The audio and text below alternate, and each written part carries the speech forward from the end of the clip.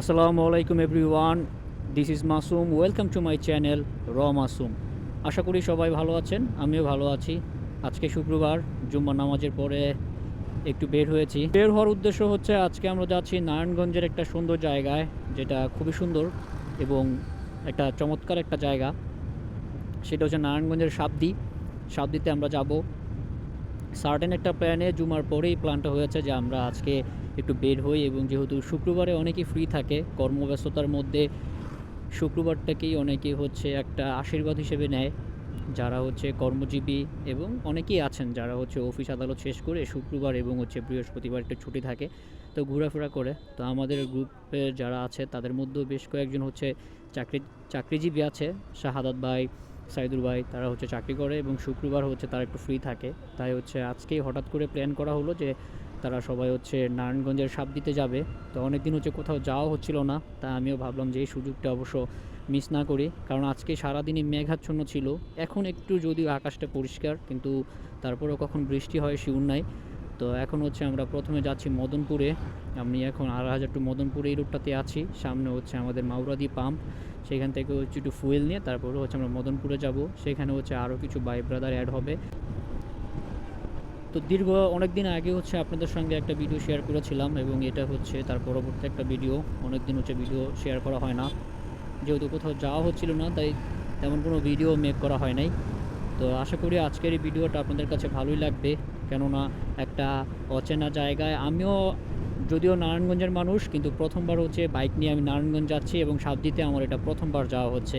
তো আশা করি এই নতুন যে এক্সপ্লোর করব জায়গাটা, এটা অবশ্যই আপনাদের কাছেও ভালো লাগবে, এবং আমার কাছেও তো অবশ্যই ভালো লাগবে, কারণ অনেকদিন পর কোথাও একটা ঘুরতে যেতে পারছি। তো দেখতে দেখতে হচ্ছে এই বছরেরও ৬টা মাস অলরেডি চলে গেছে। আসলে সময় খুব তাড়াতাড়ি চলে যায়। তো মানুষের জীবনেও আসলে ঘোরাফেরাটা দরকার, কারণ মানসিক একটা প্রশান্তি ঘোরাফেরার মধ্যেই কিন্তু থাকে। তো যারা সুযোগ পান তারা কিন্তু অবশ্যই ঘুরবেন এবং জীবনটাকে একটু উপভোগ করার চেষ্টা করবেন। তো এই হচ্ছে ২৫০০ মাউরদি তেলের পাম্প। এখান থেকে একটু ফুয়েল নিয়ে তারপর হচ্ছে আমরা মদনপুরে যাব।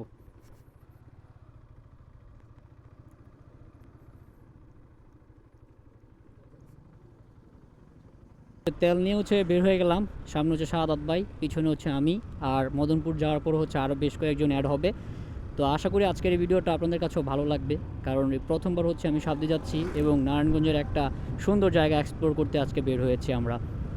তো তেল নেওয়ার পর একটা কথা মনে হলো যে এই মাসের কিন্তু স্বয়ংক্রিয় পদ্ধতিতে কত টাকা নির্ধারণ করা হয়েছে এরকম কোনো নিউজ কিন্তু আমরা পাইনি। প্রতি মাসে কিন্তু তেলের মূল্যটা আপ ডাউন করার কথা ছিল, কিন্তু এই মাসে কিন্তু তেলের মূল্যটা আর আপ ডাউন হয় নাই। মানে আগে যে রেটটা ছিল এখনও কিন্তু সেই রেটটাতে চলতেছে। তো জুলাই মাসের ৪ তারিখ আজকে, কিন্তু এখনও তেলের কোনো আপডেট পেলাম না। এটাও কিন্তু একটা ভাবনার বিষয়, কারণ প্রত্যেকটা মাসেই কিন্তু স্বয়ংক্রিয় পদ্ধতিতে বিশ্ববাজারের সঙ্গে তেলের মূল্যটা কিন্তু নির্ধারণ করার কথা ছিল। তো বিগত ৩ মাস কিন্তু এরকম হয়েছে যে প্রতি মাসেই ১ তারিখে হচ্ছে তেলের দামটা হয়তো বেড়েছে নয়তো কমেছে, কিন্তু আজকে কিন্তু জুলাই মাসের ৪ তারিখ, কিন্তু তেলের মূল্য কিন্তু আগেরটাই রয়েছে, পরিবর্তন হয় নাই। তো এই নিউজটা কেন পেলাম না এটা জানি না। যদি কেউ জেনে থাকেন কমেন্ট বক্সে আমাকে জানাতে পারেন কত টাকা নির্ধারণ করা হয়েছে। এখন আছি হচ্ছে আমরা প্রভাকুর্দি, এটাই ২৫০০-এর শেষ সীমানা। এরপর থেকে হচ্ছে সোনারগাঁ, প্রভাকুর্দি সেতুতে আছি এখন আমরা। আমরা এখন দেখতে দেখতে চলে আসছি বস্তল। এখান থেকেই মূলত যে মদনপুরের রোডটা সেটা কিন্তু শুরু হয়, গাউসিয়ার সঙ্গে এই রোডটাতে সংযুক্ত আছে এদিকে। আর সামনের দিক থেকে হচ্ছে আমরা আরাজের থেকে যাই মদনপুরে। তো এই যে এখন হচ্ছে বস্তল থেকে শুরু করলাম আমরা আমাদের জার্নিটা।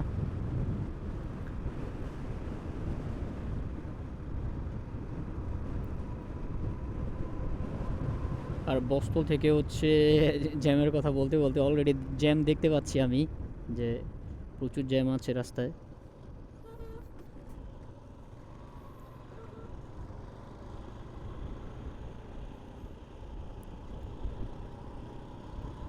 এই রোডটায় সবসময় জ্যাম থাকে অবশ্য, এবং বিশাল জ্যাম মনে হচ্ছে আজকে শুক্রবার, কিন্তু জ্যামের অবস্থা দেখেন, কত কিলোমিটার জ্যাম দেখি।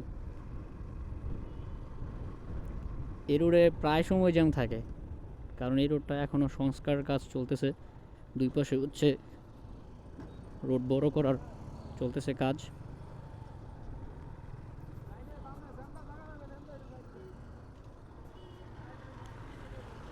তো আমরা হচ্ছে এখন বাইক চালাচ্ছি, এজন্য হচ্ছে যেতে পারতেছি, না হলে কিন্তু সম্ভব ছিল না। আপনার জ্যামের অবস্থা দেখেন, পিক আপ, কাভার ভ্যান এবং হচ্ছে লরি সব কিন্তু দাঁড়ায় আছে, একদম ফুল স্পিডে দাঁড়ায় আছে বলা চলে।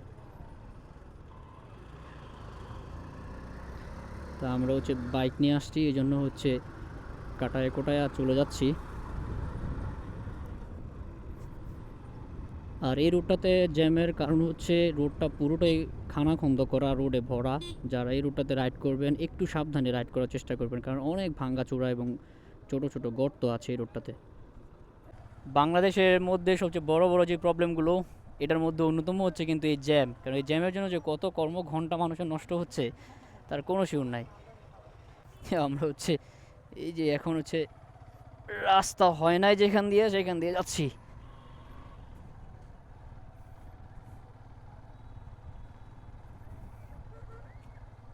হায় রে, মানুষের কত ভোগান্তি, সব মানুষ রাস্তার মধ্যে হচ্ছে নেমে পড়েছে। তো যেটা বলছিলাম যে এই একটা সমস্যার জন্য মানুষের অনেক অনেক সময় লস হয়, যেটা হচ্ছে কোনোভাবেই কিন্তু মানুষের কাম্য নয়। এই যে সব মানুষ হচ্ছে যানবাহন থেকে এখন নেমে রাস্তায় দাঁড়ায় আছে, হয়তো কি ব্যাপার, কোনো একটা অ্যাক্সিডেন্ট, মনে তো হচ্ছে অ্যাক্সিডেন্ট হয়েছে।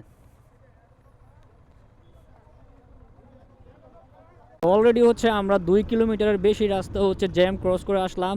যে আপনার জটলাটা দেখতে পেয়েছেন সেটা আসলে কোনো অ্যাক্সিডেন্ট না, যতটুকু দেখলাম একটা মানববন্ধন চলতেছে রাস্তা সংস্কার করার উদ্দেশ্যে। তো এই জন্য হচ্ছে দুই পাশে হচ্ছে সারি সারি গাড়ির জ্যাম তৈরি হয়ে গেছে, মাঝখানে হচ্ছে তারা একটা জটলা বেঁধেছে রাস্তার সংস্কারের জন্য, মানববন্ধন তারা করতেছে সেখানে। এই জন্য হচ্ছে আজকে এত জ্যাম, এবং সব মানুষ হচ্ছে রোডে হচ্ছে নেমে পড়েছে। সব যানবাহন থেকে যারা যেখানে যাচ্ছিল কোথাও যেতে পারছে না। তো আমরা হচ্ছে এখন মদনপুর চলে যাচ্ছি। তো আমরা এখন মদনপুর বন্দরের দিকে একটা ছোট ব্রেক দিলাম। সাইদুর ভাই, শাহাদ ভাই, এই যে ফয়সাল ভাই, ফয়সাল ভাই, তিনটে হচ্ছে জিক্সার আর আমারটা হচ্ছে ইয়ামাহা। এই নিয়ে হচ্ছে আজকে আমাদের যাত্রা। সাইদুর ভাই হচ্ছে আমাদের 2,500 মানুষই, তবে কর্মজীবনের জন্য তিনি হচ্ছে নারায়ণগঞ্জে থাকে। তো রওনা হওয়ার পর হচ্ছে আপনাদের সঙ্গে কথা বলবো আবার।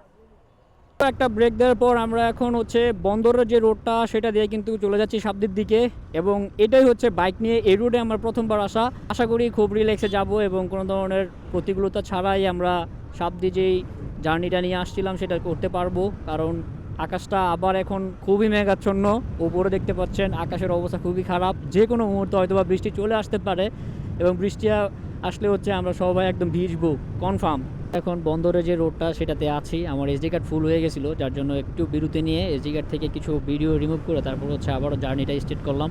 আমি এই বন্দর রোডটার প্রেমে পড়ে গেছি, দুই পাশে এখনই অনেক সুন্দর এবং রোডটাও খুবই স্মুথ এবং গাড়ির ঘোড়ার চাপও মোটামুটি তেমন বেশি না।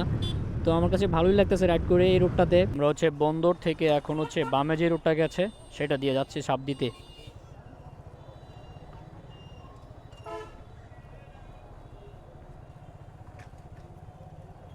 বন্দর রোড থেকে এখন হচ্ছে বাম পাশের রোডটা ধরে সাপ দিয়ে এগিয়ে যাচ্ছি আমরা।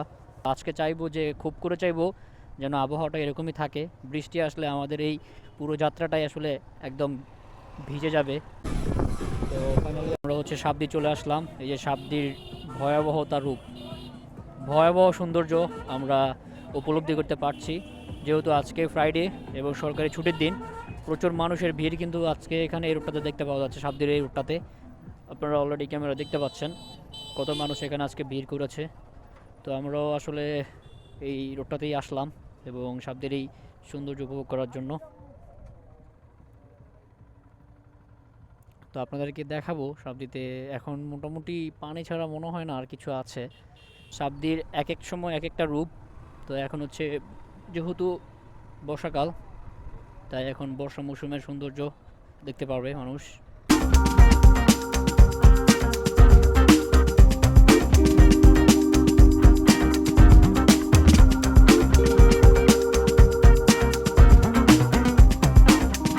এখন হচ্ছে সন্ধ্যা হয়ে গেছে এবং মাগরিবের আজানও হয়ে গেছে। আমরা হচ্ছে সাবদি থেকে বের হয়ে গেছি, যেহেতু সন্ধ্যা হয়ে গেছে এবং হচ্ছে আমরা যাব মোটামুটি অনেকটাই দূর, সেজন্য একটু আগেভাগেই বের হয়ে গেলাম।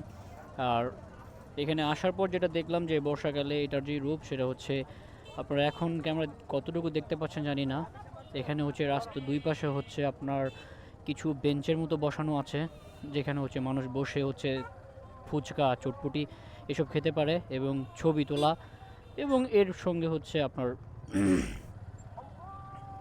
যে নদীটা আছে এই নদীটা হচ্ছে দেখা যায়। আমরা দাসেরগাঁও বাস স্ট্যান্ডে হচ্ছে মালাই চা খেলাম, এখানে নাকি খুব বিখ্যাত একটা মালাই চা পাওয়া যায়। তো এটা খেয়ে হচ্ছে আমরা আবারও আমাদের যে গন্তব্য বন্দর বাস স্ট্যান্ড সেখানের দিকে যাচ্ছি। তো যেহেতু অন্ধকার হয়ে গেছে দেখানোর মতো কিছুই নাই, এটাই ছিল আমার একদিনের সাবদি ভ্রমণের অভিজ্ঞতা। যারা আসতে চান আশা করি ভালোই লাগবে এই জায়গাটা, যদিও নদী বেষ্টিত এলাকা এবং সুন্দর পরিবেশ, অনেক মানুষের সমাগম হয় এখানে যতটুকু দেখলাম আসার পর। তো মোটামুটি আমার আজকের দিনটা খুবই ভালো কাটলো, সবার সঙ্গে আজকে অনেক দিন পর রাইড করলাম, এবং যারা আমার সঙ্গে ছিলেন সবাই আন্তরিক ছিলেন, বিশেষ করে সাইদুর ভাই, ফয়সাল ভাই, শাহাদাত ভাই সবাই। তো এই রাইডটা খুবই একটা এনজয়েবল ছিল এবং মনে রাখার মতো রাইড। তো আশা করি সামনে এ ধরনের রাইড আরও হবে। তো আজকের ভিডিওটা এখানেই শেষ করব। যদি ভিডিওটা ভালো লাগে তাহলে লাইক কমেন্ট করবেন এবং মতামত জানিয়ে পাশে থাকবেন। দেখা হবে অন্য কোনো ভিডিওতে, সে পর্যন্ত সবাই ভালো থাকুন। আল্লাহ হাফেজ।